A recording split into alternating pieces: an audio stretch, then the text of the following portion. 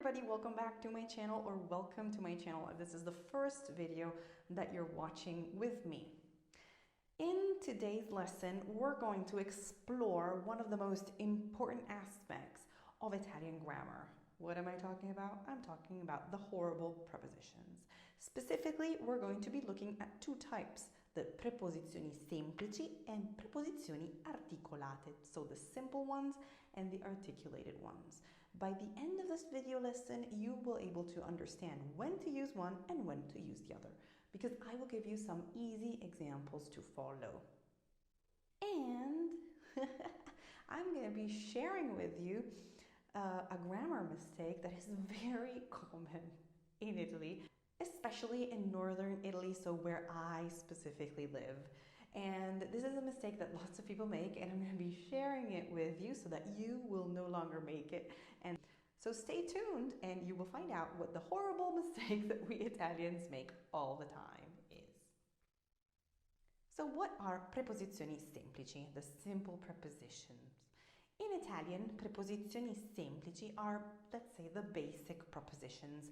They're similar to what you have in English. They are small words that usually show direction, location, or time. Here are the Italian preposizioni semplici. Di, a, da, in, con, su, per, tra, fra. Now, let's see a couple of examples, so of sentences that use preposizioni semplici. Vado a Roma. I'm going to Rome. A is your preposition. Il libro è di Marco. Sono in libreria. These prepositions are used on their own, and they don't change based on the word that follows. So you can think of them as the building blocks of an Italian sentence. Now, what are preposizioni articolate? Okay, this is a little bit more complicated, because to talk about preposizioni articolate, you need to learn a little formula, because they're formed when a simple preposition combines with a definite article. What's definite article? It's like the in English. Now, remember this information. We're talking about a definite article. Why do I stress on this? Because the word itself, definite, can help you to understand when you're using the articulated prepositions. Definite means specific. Now, keep this in mind and memorize it in your brain and use it further down the lesson. Now, the articulated prepositions are a little bit difficult because I told you they're a combination of two things. And you know that in Italian, when you have an article, you will have many articles, because we have articles that match gender and number of the noun that follows. Okay, so you can have la ragazza if you have a singular girl, le ragazze if you have plural. So remember this little rule, because if you're combining prepositions, simple prepositions, and articles, you know that you're going to have a lot of different options. So you know that also articulated prepositions will need to be matched with what follows, so they will change according to number and gender. I will show you a chart of all of the different articulated prepositions. You can download the chart for free by clicking on the link that you find below the video. There is actually another video that goes into more detail of articulated prepositions if you're looking to learn more on them. But in general, the chart that you're looking at is a chart that shows you the different options. So it shows you when you're matching the simple preposition with an article, how the preposition changes, so what the output is. Now, I'm going to show you a couple just to give you the idea of how the formula works, but I'm sure that you're going to pick it up quite easily. For example, if you have di plus il, you would have del. If, on the other hand, you have preposition a plus il, you would have al, and so on. So remember to match the article with gender and number, okay? I know there's many of them, but pick them up little by little and you'll master them. Now the big question, when do we use articulated prepositions and when do we use simple prepositions? This is the general rule. When you're being generic, use a simple preposition. When you're being specific, use an articulated preposition. Let's look at some sentences so that you can break it down and understand what I'm talking about. Vado in gelateria. Which gelateria am I going to? I'm not specifying it. So I'm being generic. I can use a simple preposition. Vado in gelateria. If I want to be more specific, I can say vado nella gelateria di via Roma. Since I'm mentioning which one I'm going to, I'm being very specific. So I'm using an articulated preposition. Remember that I said to keep in the back of your head that when you're using a definite article, you're being specific. So if you're using an articulated preposition, you're using a definite article and you're being specific. Let's look at another example. Sono a scuola. This is generic. I'm at school. If I want to be specific, I can say sono nella scuola primaria. I'm at the elementary school, so I'm being more specific. Let's look at some other examples. Vado in farmacia. I'm going to the pharmacy. Which one? I don't know. I'm not being specific. I'm being generic. It's a pharmacy. Okay? If I want to say which one, I can say vado nella farmacia di via Torino. In this case, I'm saying which pharmacy I'm going to. I am being specific. I'm using the articulated preposition nella. Another example, sono in banca. I'm in the bank. Which bank? I'm not telling you. I'm not being specific on this. I'm generically saying that I'm in the bank.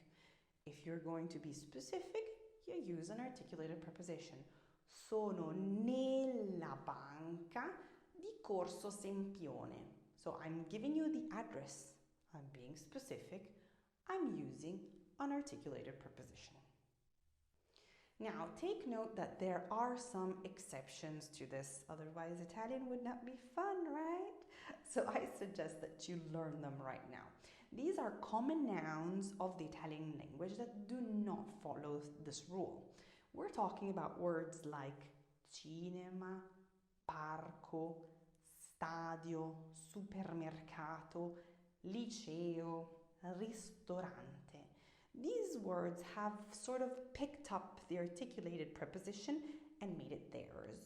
In this case, these words will always have an articulated preposition. We can say that they sort of have become common expressions. I suggest that you learn them right now. For example, if I say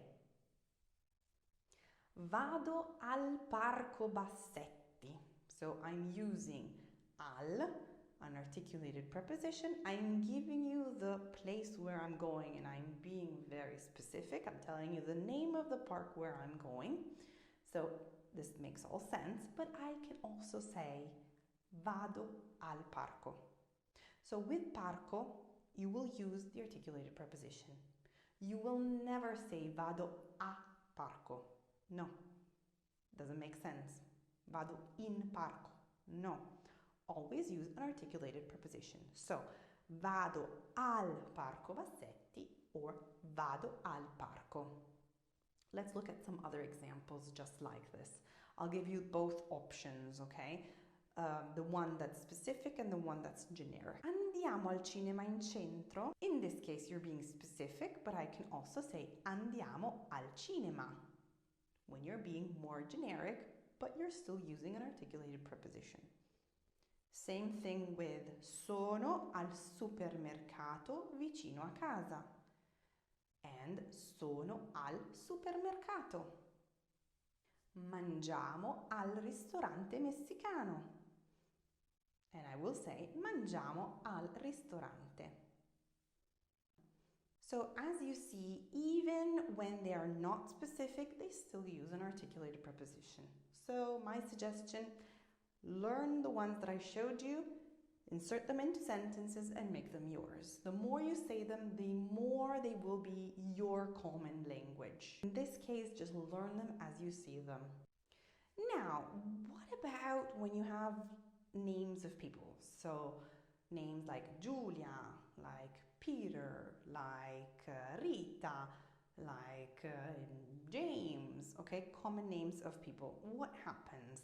The general rule here is that you never use an article before a proper name. So you would always say, vado da Paolo, sono da Maria, parlo con Chiara.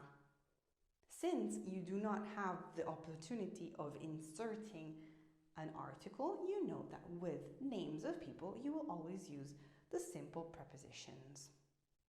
But if on the other hand, you are talking about a person and you're indicating their job, their profession, you will need to use an articulated preposition. For example, vado dal dottor Paolo Rossi. Sono dalla farmacista Maria.